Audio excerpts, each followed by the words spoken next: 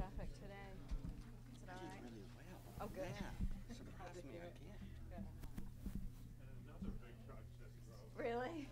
We may be interrupted. People may have to move their cars. There are all Okay. these big trucks driving into our street. Well, if I hear the door chime ding, I'll hop up and see what's going on.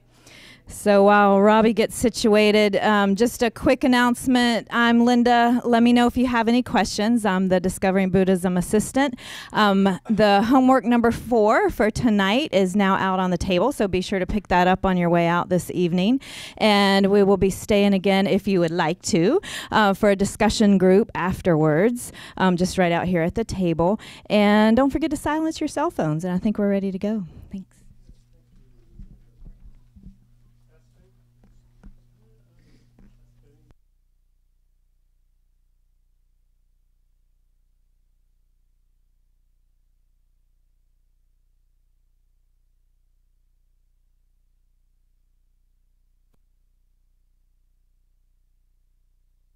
There we go. Okay. Thank you. Testing. Am I on now? Okay. Yeah, I have no idea what they're doing on the street down there, but we may get some interesting noises. And as I was saying, there were a couple large trucks with equipment that have already driven up onto our street here, so they may come in at some point and ask people to move their cars. I don't know what the plan is. Okay, so welcome. This is the 4th class in the Discovering Buddhism module, Mind and Its Potential. 4th of 6 classes. Let's see, do we have anyone who's here for the first time tonight? Okay, glad to have you. Yeah. We'll do a little bit of review, and I think you can get up to snuff.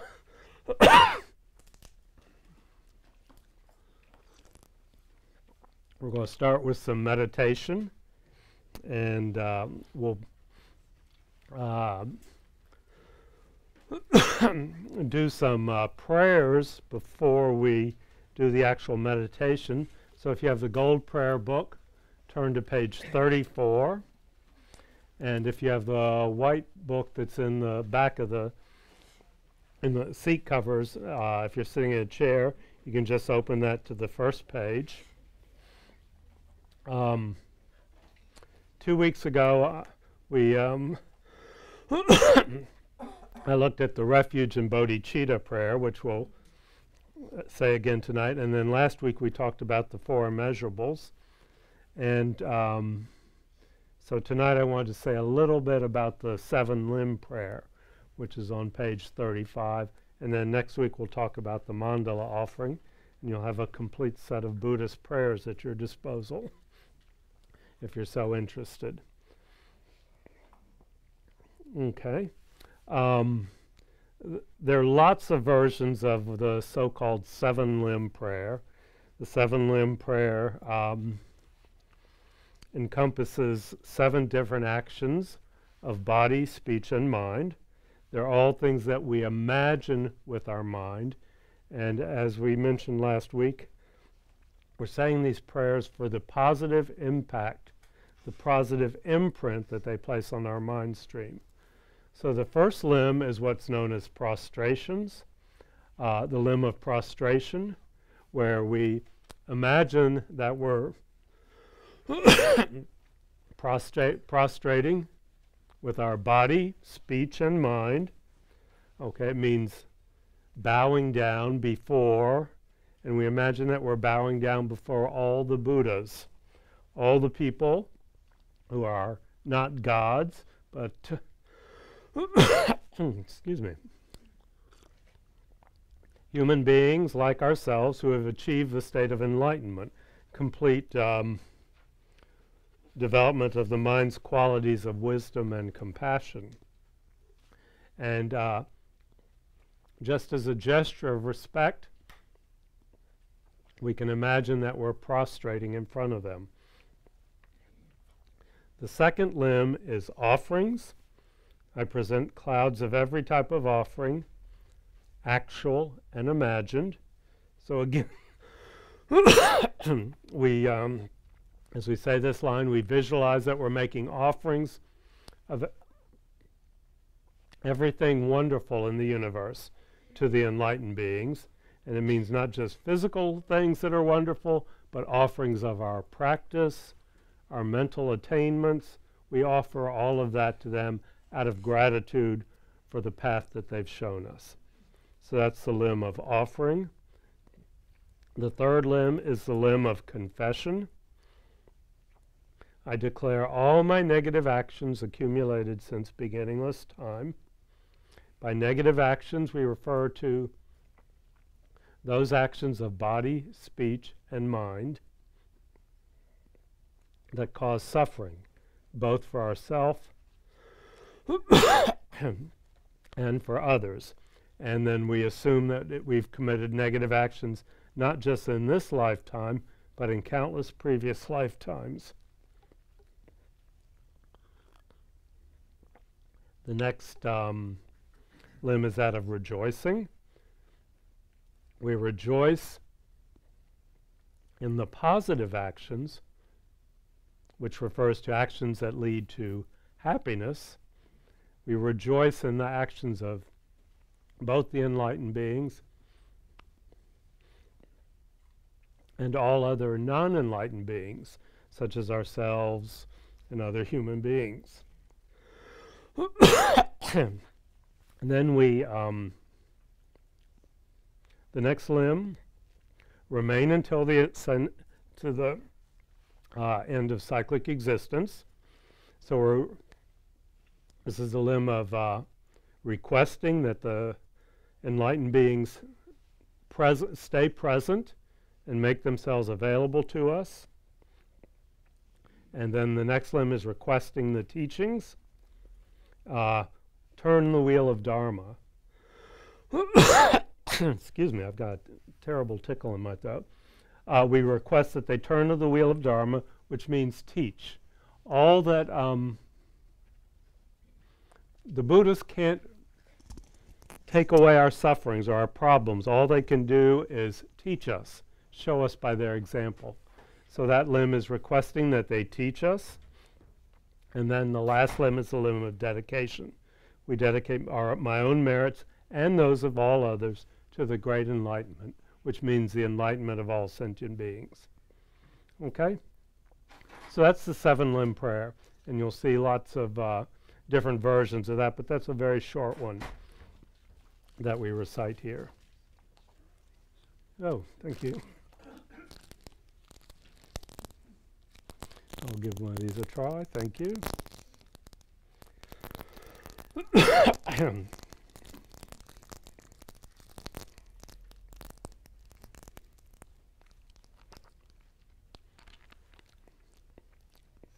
So, we'll begin by reciting the Refuge and Bodhicitta prayer 3 times together, the 4 immeasurables, and then the 7-limb prayer.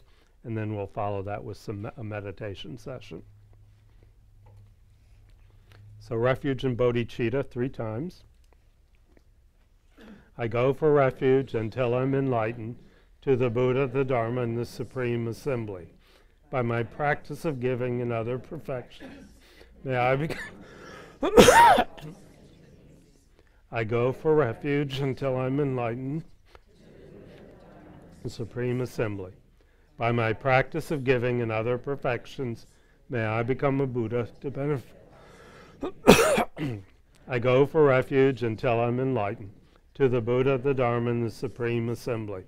By my practice of giving and other perfections, may I become a Buddha to benefit all sentient beings.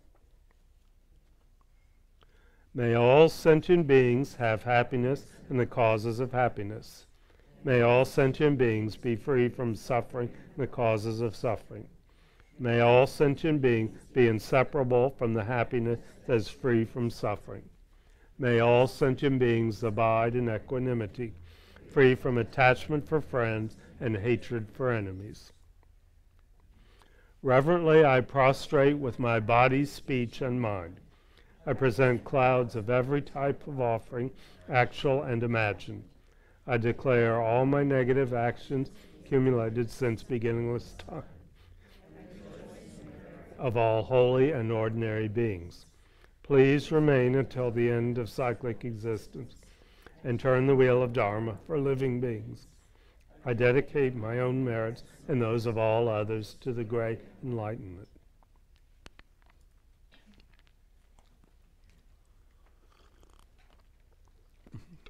So now we'll begin our meditation session.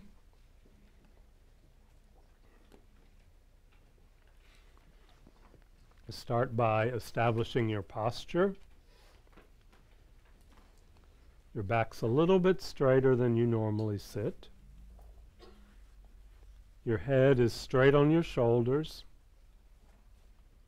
Eyes either lightly closed or just slightly open, so a little bit of light comes in. Mouth is lightly closed, not clenched. Tongue is against the ridge of the gums above our upper teeth. Our shoulders are down, not clenched up around our ears, but down and back a little bit so our chest is open. Our upper arms are away from the sides of our body. Our right hand is on left with our thumb slightly below the navel. If you're sitting on a cushion on the floor, sit on the front third of the cushion so that your pelvis is a little bit opened up and your legs are in whatever position you find comfortable. If you're sitting in a chair, have your feet flat on the floor or on a cushion underneath your feet.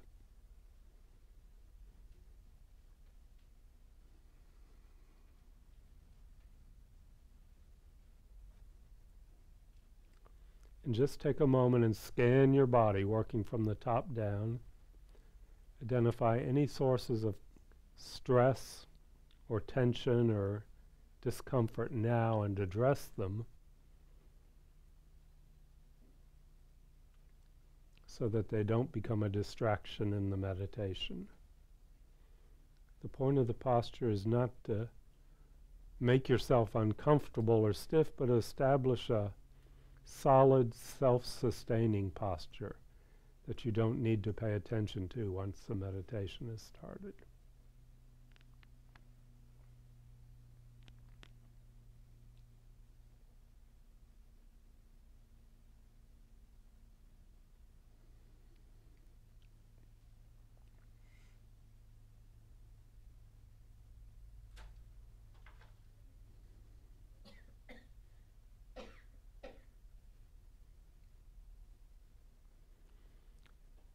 And now we'll do one cycle of 9-round breathing. There are different ways of doing it. This will be a very simple way. We'll do 3 breaths in and out through the left nostril, with the right index finger occluding the right nostril. Then 3 breaths in and out through the right nostril. And then 3 breaths in and out through both nostrils. And we'll do the deep breathing with the stomach expanding on the in-breath as we do these.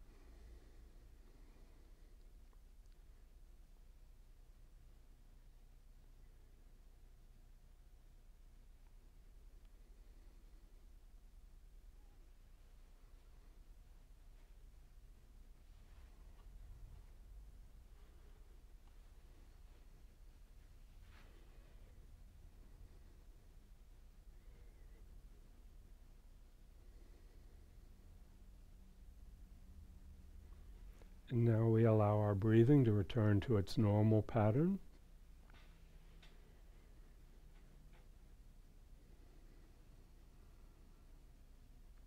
And following up on the prayers that we've already said, just for another minute, let's think about our motivation for doing this meditation.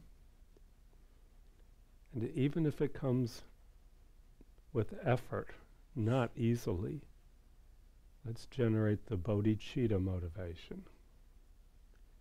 The motivation that I am doing this meditation to develop my mind in a way that I can benefit all sentient beings.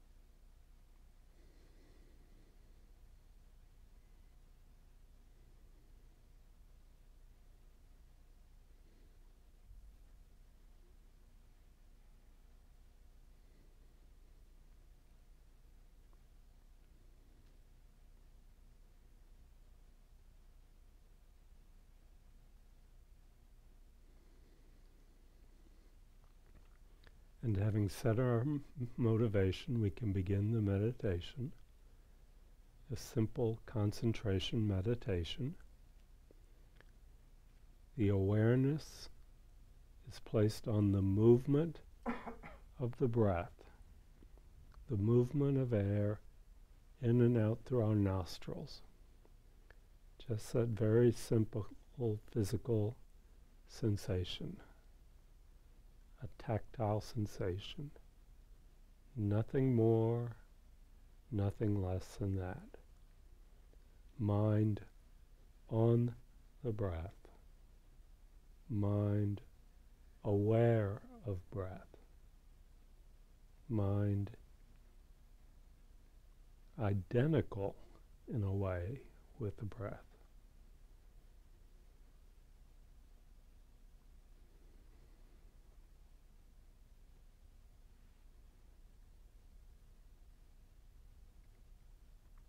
And every time our mind wanders off the breath, as it inevitably will, we gently bring it back and place it on the breath, over and over and over again.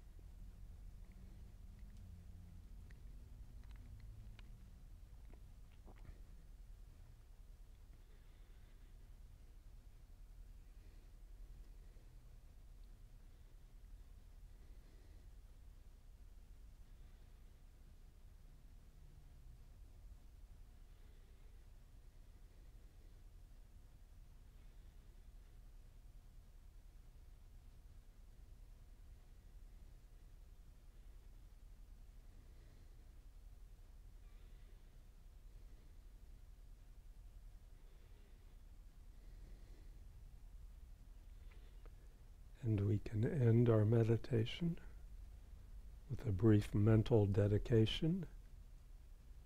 Acknowledge ourselves for having done something a little bit out of the ordinary. We've trained our mind just very slightly, but developed our ability to concentrate a little bit more than it was when we came in. And may that positive imprint on our mind stream not be lost, but may it ripen in the future to benefit all sentient beings.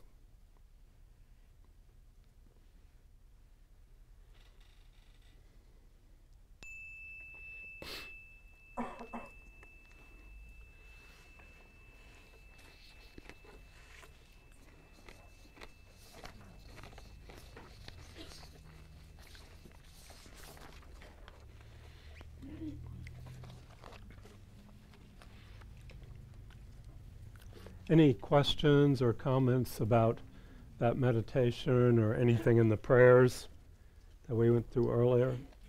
Okay, if you can wait for the mic, we have a question in the back.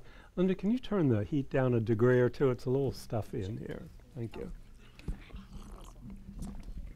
I had a quick question. I know sometimes, like, when we get used to praying, sometimes we say, we pray for. Can you hold it a little closer? Yeah. Is this good? Yeah. Okay. Mm-hmm. So I know, like, when we pray, sometimes we get used to, like, praying for, like, certain people or certain things when bad things are happening. And I was just wondering, like, what is the view on that, especially with equanimity and how that falls in? Yeah. I mean, every prayer is an aspiration, the wish that something may happen. And there is no, in Buddhism, there is no God that we're praying to who can make things happen. So eventually, and this is not the subject of this class, but eventually we get to the point where we take ultimate responsibility for the happiness of others. And if we want good things to happen for other people, then we have to act on that. And the first way to do that is by developing our mind, which is what the prayers are helping with. I don't know if does that help you at all? Yeah, that helps. Okay, yeah. Any other questions, comments? How are people doing with their daily meditation at home? Okay. Any obstacles coming up for people? Okay, it seemed like from tonight everybody's a pretty serious meditator. Everybody seemed quite comfortable with the almost 15 minutes that we did, so that's good. Okay. I wanted to read this quote from Alex Berzin that I found on the web. He's a very distinguished scholar of Tibetan Buddhism and translator, and he's been to Kadampa Center a couple times in the past, but I found this one quote, and it kind of sums up the whole material of this class. And I just wanted to read this, maybe read it twice. It's something to think about. According to the Buddhist definition, mind is mere clarity and awareness, and refers to the individual, subjective mental activity of experiencing things. Clarity means giving rise to the appearance of things, similar to mental holograms. Awareness refers to engaging with them. And mere implies that it occurs without a separate, without a separate, unaffected, monolithic me that is either controlling or observing this activity. The I, capital letter I, exists, but merely as an imputation based on a continuity of ever-changing moments of experiencing ever-changing things. So that sounds quite wordy, but now that you're familiar with it, let me read that again. According to the Buddhist definition, mind is mere clarity and awareness.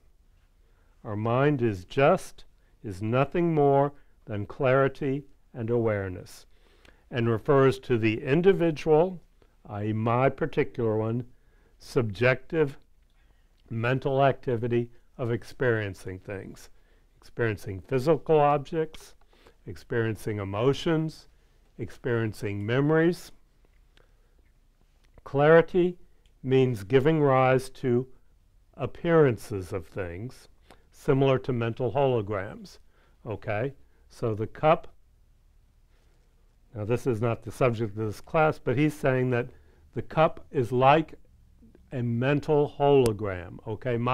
The clarity with which I see it is a mental hologram, and awareness refers to engaging with them. Okay? My mind at some level is engaging with this cup, and from that follows all the stories about I like it, I don't like it, I wonder where it came from, blah, blah, blah. Okay? Awareness refers to engaging with them. Mere implies that this occurs without a separate, unaffected, monolithic me that is either controlling or observing this activity. There is no me or I that mind belongs to. Okay? It's not like my mind. Okay? It is just the mind and the body. The I exist, but merely as an imputation based on a continuity of ever-changing moments of experiencing ever-changing things. So we're just putting the label I or me or my onto this mental continuity that is just perceiving things. The continuity is always changing. What it's perceiving is always changing. Okay, so that's kind of a jargony, kind of wordy way, but it explains really what this whole course is about. And I think I'll put that on the homework. I didn't put it on there next week, but I'll type it up so that you have a copy of it and you can sit and think about it, because I think that's a really powerful little paragraph. Any questions about that or comments? Let's see, right here, yeah. Just say the author's name again. Alex Berzin, Berzin. And he has if you want to look up anything in Tibetan Buddhism, he has material on the web, yeah, the Berzin archives, yeah. So we have a hand over there.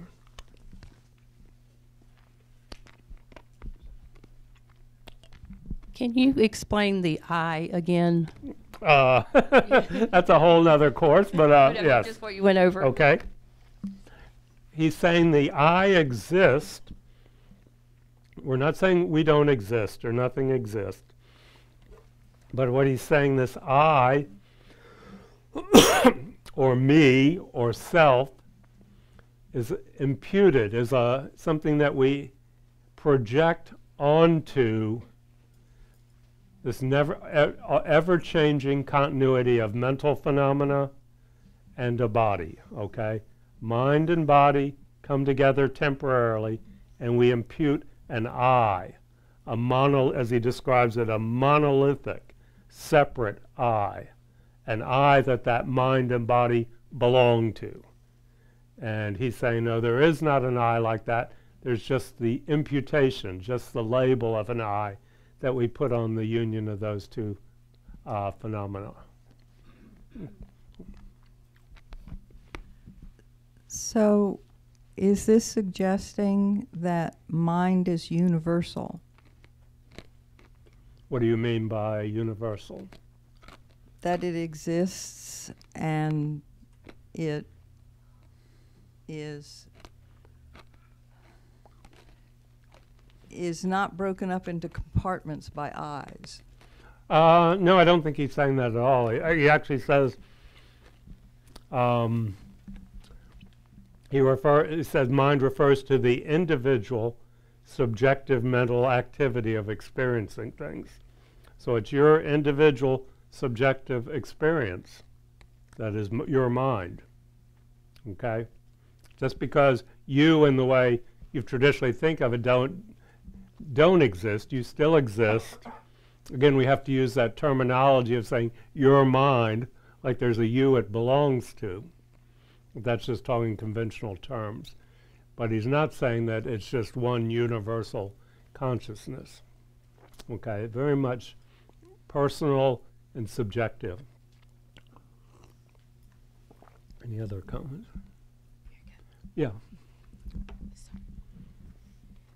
Okay, so this begs the question, is there a collective consciousness? Is there a greater, like we have shared karma and Yeah. then shared experience? Do we have a collective? I don't think the Buddha really talked about, or to my knowledge, didn't talk about a collective consciousness. Okay. Yeah. But don't quote me on that one. Okay. I just wanted to read that now. I'll give you that as a handout next week, so you can sit with it a little bit longer.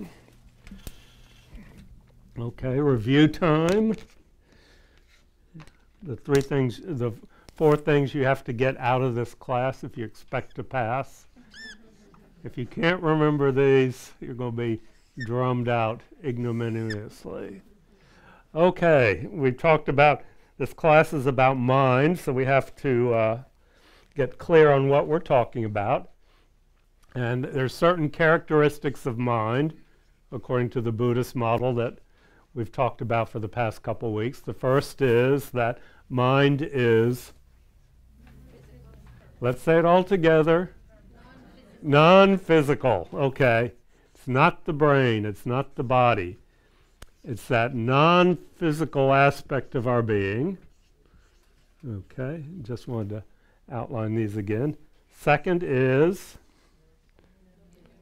without beginning and end.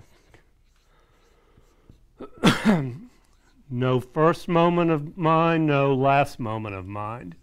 It's like a ever-flowing river, no beginning or end. Okay, can't be traced back to some original point. It continues, and it continues into the future without end.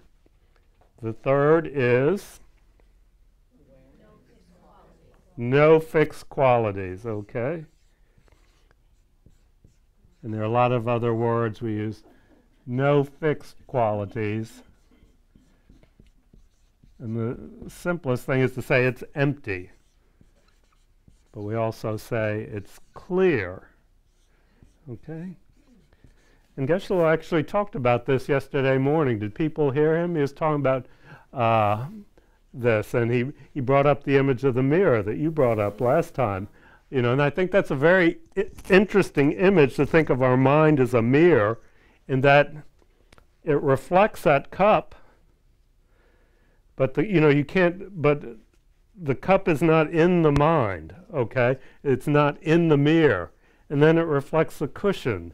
And that's all these things. There are all these thoughts that occur in the mirror, but they're not inherently part of the mirror. You know, you take the cup away and the mirror is still, doesn't reflect cup anymore, okay? So the mind is reflecting both physical objects, mental experiences, memories, emotions, but the mind is not those. It's the mirror that reflects those objects, or it's the empty space in which those thoughts arise, or it's the clear sky in which those clouds pass across, okay? Clear sky, yeah, clear or sky. So that's the nature of the mind. It's luminous, right? They use that word sometimes, but I'm not sure really what they mean by that, okay? Again, that seems to be implying some sort of characteristic. Yes. So I don't know, okay? Yeah, I'm not sure. You do hear that word, but... and then what's the function of the mind? To perceive or to be aware of. Or as Alex says in his thing here, it's clarity and awareness, okay? The mind is mere clarity and awareness, okay? It's nothing more than that, okay? It's the empty space that is in which awareness can occur. Awareness of physical objects, awareness of emotions, awareness of memories. Okay, so that's what we're talking about when we're talking about mind. And any questions or comments here? Okay, let's go here and then here. Okay. I was reading that it says the nature of the mind has layers within layers and states within states. Could you touch on that? What does that mean? Where are you reading that? I read it somewhere and I put an asterisk. Was it somewhere Buddhist or was it? Yes, okay. I cannot answer that. Okay, I'm not saying it's wrong. It's just saying Layers it. upon I have to look at it next time. I'll ask. Okay. Okay. I'll have to look that up. Okay. Yeah. Yeah. But I mean, there are different layers of consciousness, and we talked about that. There's the gross consciousness, the subtle consciousness, and everything that they mention in Buddhism. You know, they have three, but in some texts they're going to divide it into 69, and another text they'll divide it into 1,028. You know, so there's But in that model, there are those three layers of consciousness. Yeah. Okay, so the function of the mind is to be aware. And Yeah. so how would you define when a mind becomes enlightened? How does it function differently than It's just aware of judgment? nothing but compassion and wisdom. That's all that appears to the mind. Anger never appears to the mind, jealousy, resentment, impatience.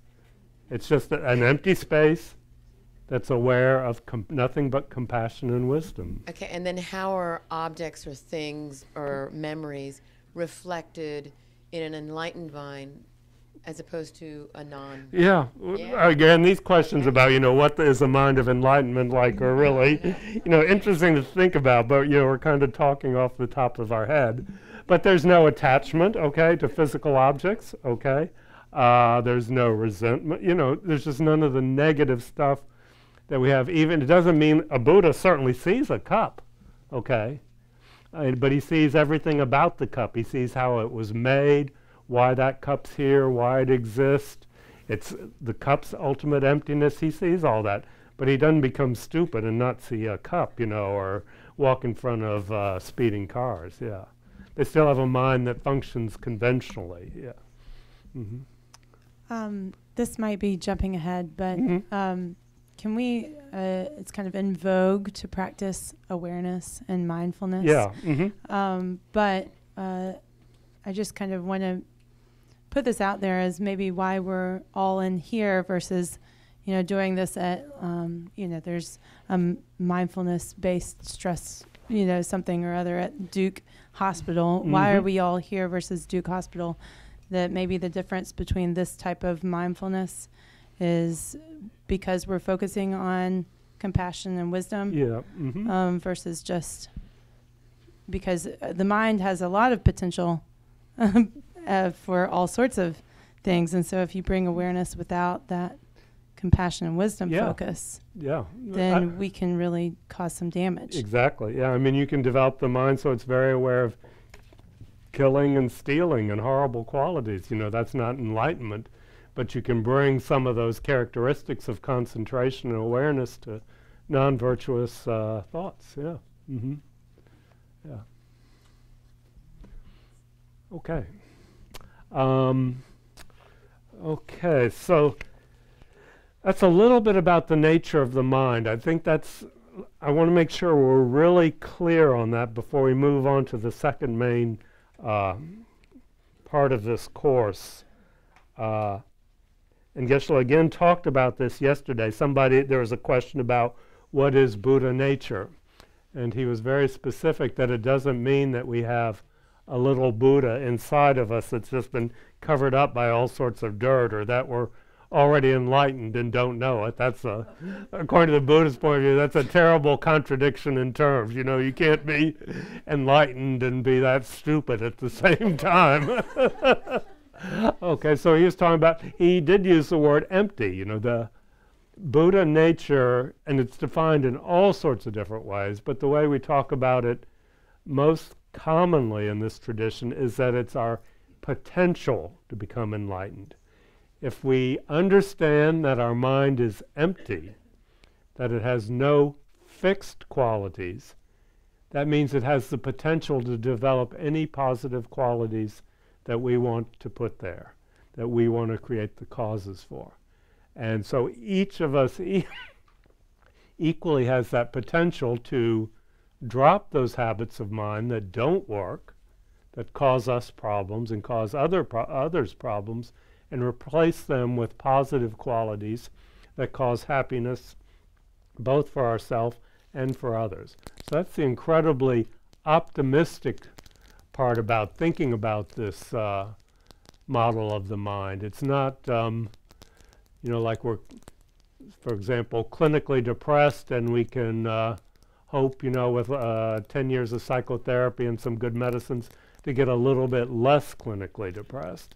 The Buddha was saying you can completely eliminate depression from your mind stream and replace it with other qualities, because the mind has no fixed qualities.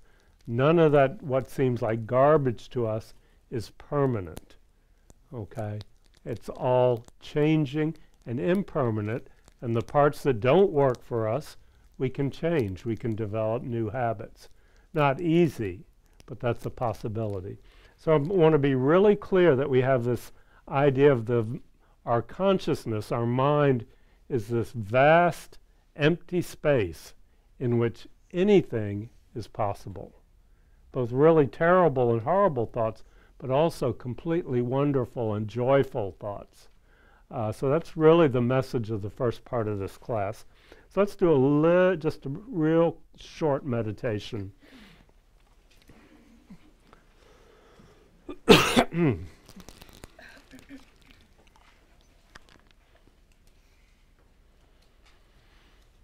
Okay, just check your posture.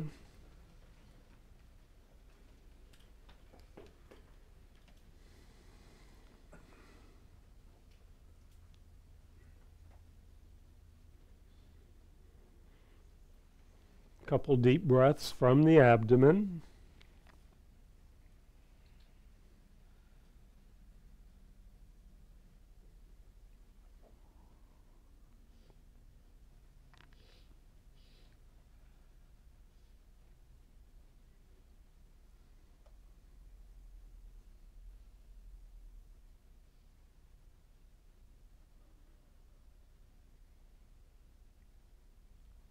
And set your motivation.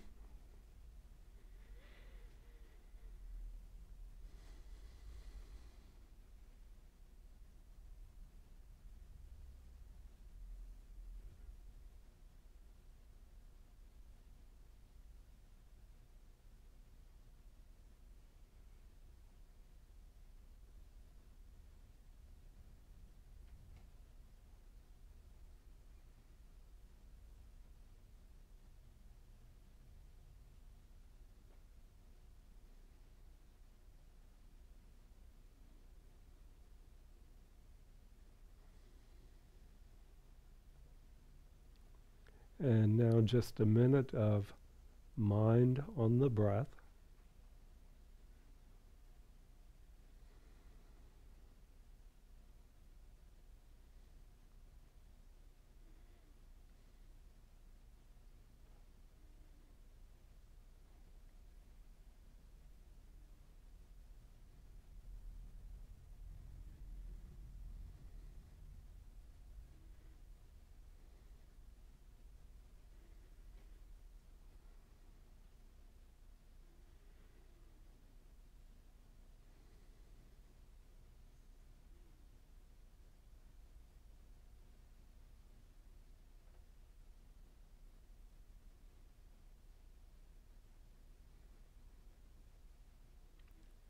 And now just a couple minutes of analytic meditation on the clear, empty nature of the mind. And you can approach this however you like. If you like the analogies, you can visualize a clear sky with clouds in it, and think how the clouds are just temporary thoughts. The mind is the empty space that the clouds move in. Or you can think about a night sky with lots of stars. The stars occurring in the empty space of the sky, the same way the thoughts occur in the empty space of the mind. You can think of a mirror that reflects whatever is placed in front of it. but those reflections do not become the mirror. They're only temporary phenomena. Or you can just sit and look at the thoughts as they pass through your mind, and look at the space around the thoughts in which the thoughts occur. So just stick with the empty, clear nature of the mind. Whenever your concentration wanders from that, come back to the object of the meditation.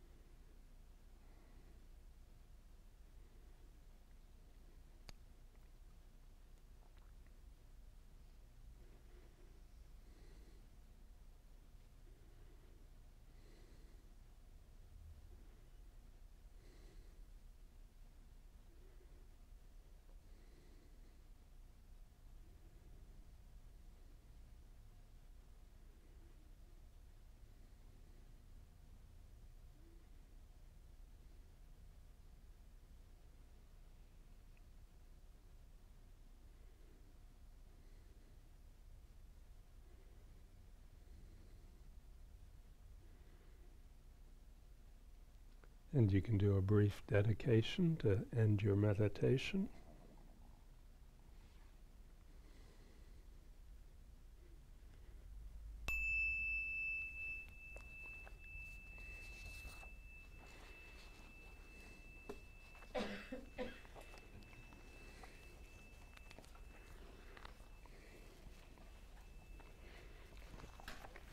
Okay, so we're going to put our list of the 3 qualities of the mind. That's the first main topic of this course. Now we're going to move on to the second one, which is a subject that's typically referred to as mind and mental factors. So this is one model that the Buddha gave, and he gave many. This is a relatively simple one of how our mind works, how it is aware. Okay, the awareness of the mind. And this comes from a whole area of Buddhist teachings that's called Lo-Rig. Okay, so just so you know some of these terms, you don't have to memorize those. Those are teachings about the nature of the mind and how it works, and it comes from a whole category of the Buddha's teachings called Abhidharma. Just so you know some of these words. Lots of times we get Lo-Rig confused with teachings called Lojong. Does anybody know what Lojong teachings are? It's thought transformation, okay? Thought transformation. These are different teachings. Those are kind of like the Buddhist power of positive thinking power of positive thinking teachings. Okay. So we're not talking about Lojong, we're talking about Lo-Rig, and we're definitely not talking about lo mein. Forget that. Okay. So there are lots of ways of teaching the mind and mental factors topic. This is from a great teacher. This is from the tradition of Asanga, who was a great early Buddhist scholars. And this is about how our mind becomes aware of phenomena. And the first thing the Buddha says there are 6 types of primary consciousnesses. There's 6 primary consciousnesses. I consciousness, I'm just going to put P-C-O-N, ear consciousness, smell consciousness, sounds familiar, I guess, taste consciousness, tactile consciousness, and what's the 6th one? No? Anybody know? Yeah, exactly. Mind consciousness or mental consciousness.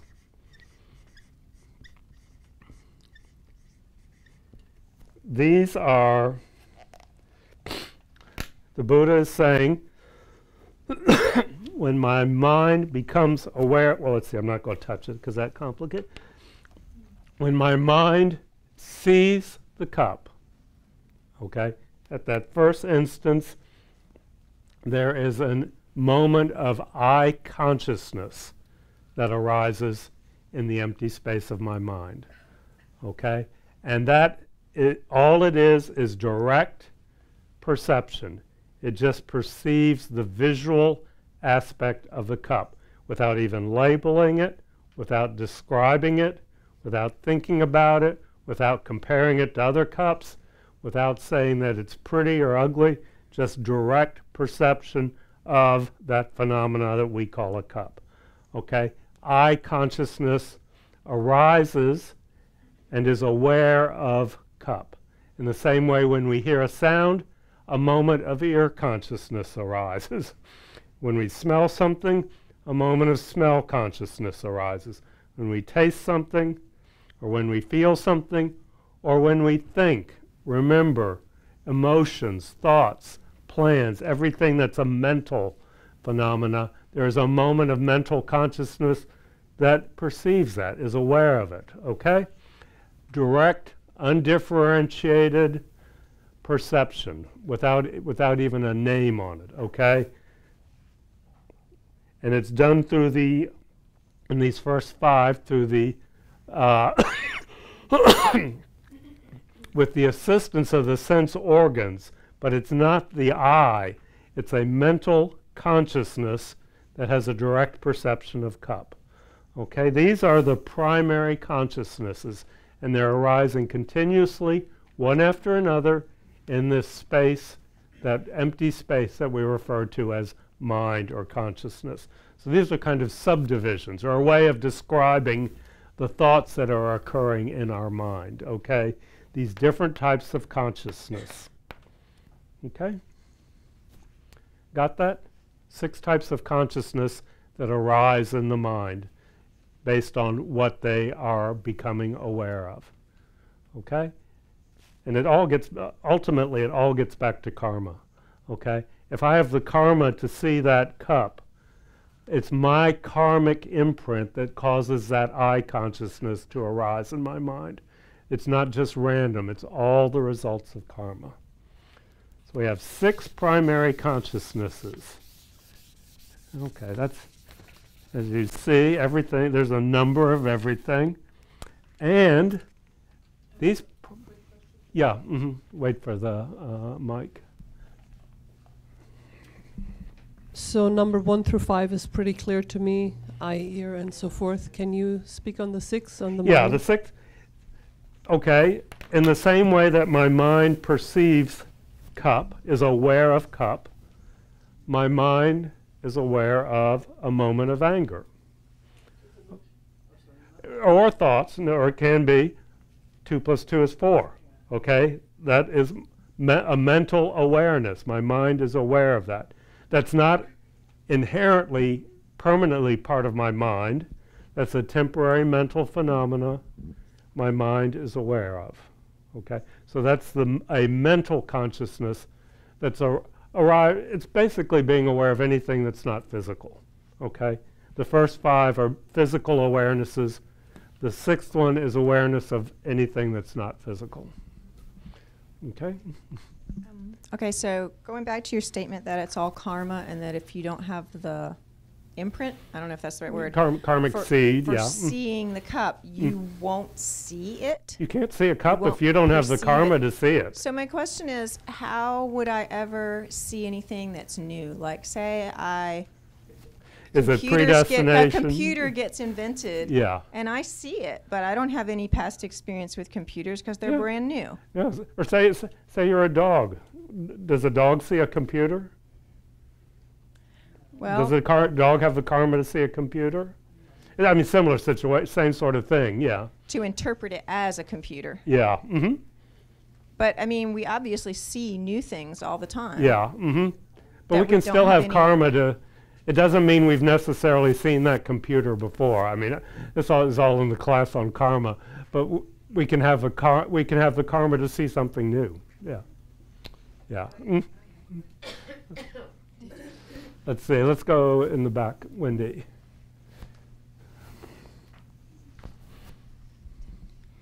Can you hear me? Yeah.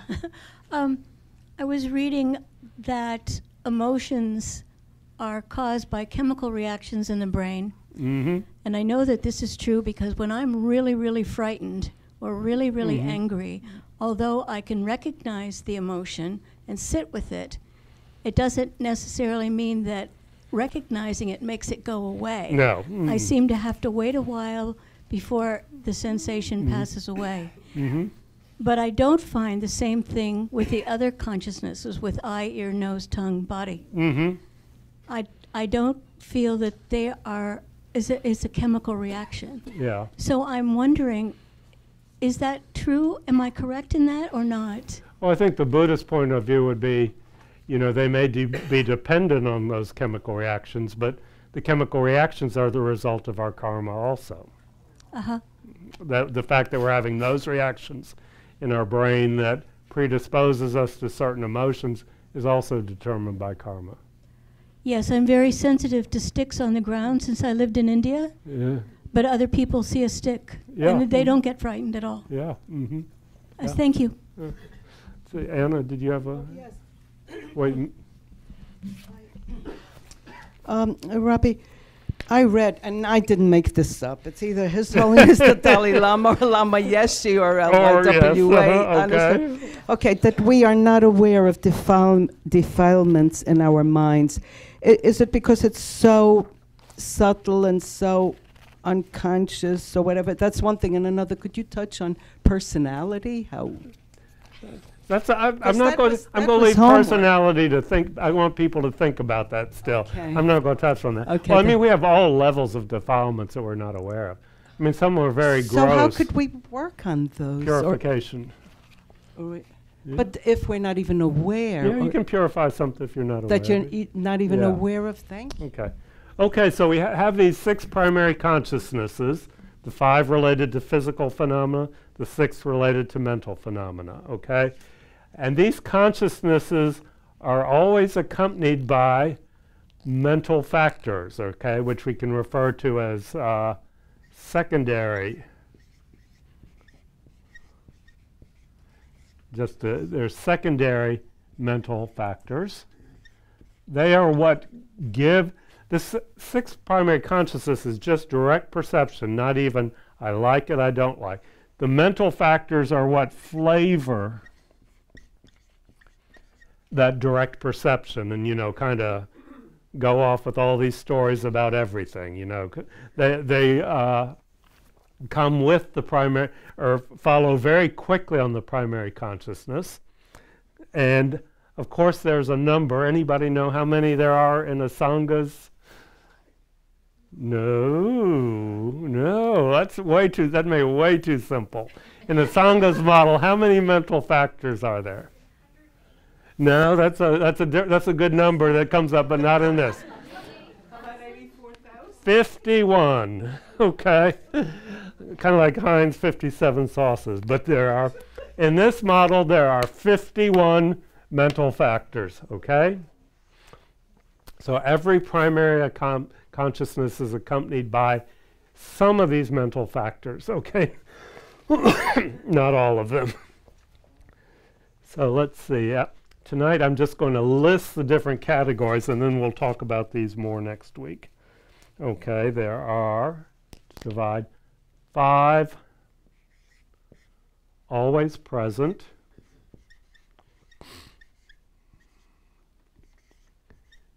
And we'll get into what these are. Every primary consciousness is always accompanied by at least these 5. Okay. Then there are 5 ascertaining factors. And these can be all, none, or any between present.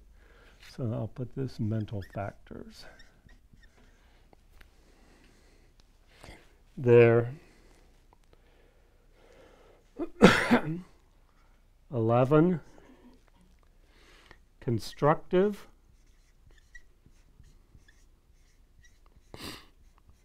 mental factors, which basically means positive ones.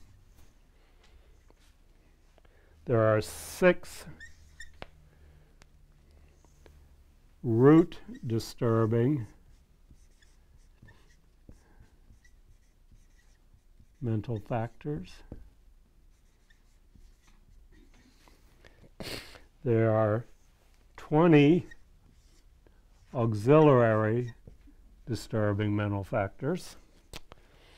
And then there are 4 variable mental factors. And it's good to be familiar with these categories.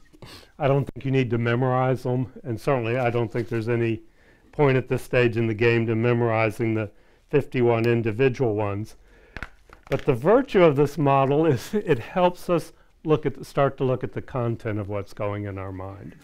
Okay? When we have these disturbing thoughts, this is a way of analyzing what about them is disturbing. Okay? If our mind is agitated, unhappy, we need to look at it and see what's causing that, and we'll be able to identify some of these mental factors there. And then we may want to think about how we can diminish or even remove that mental factor from our mind stream. If, and replace it with the constructive mental factor. So constructive mental factors refers to those where our mind is calm, peaceful, quiet. Okay, the disturbing ones are when the mind is agitated, unhappy, stressed out. Okay? So,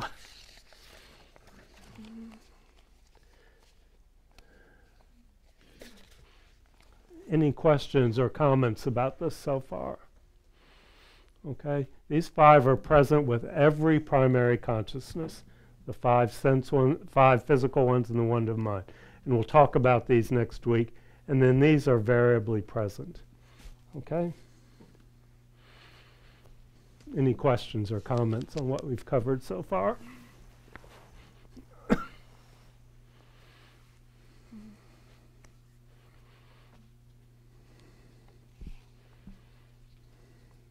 Okay.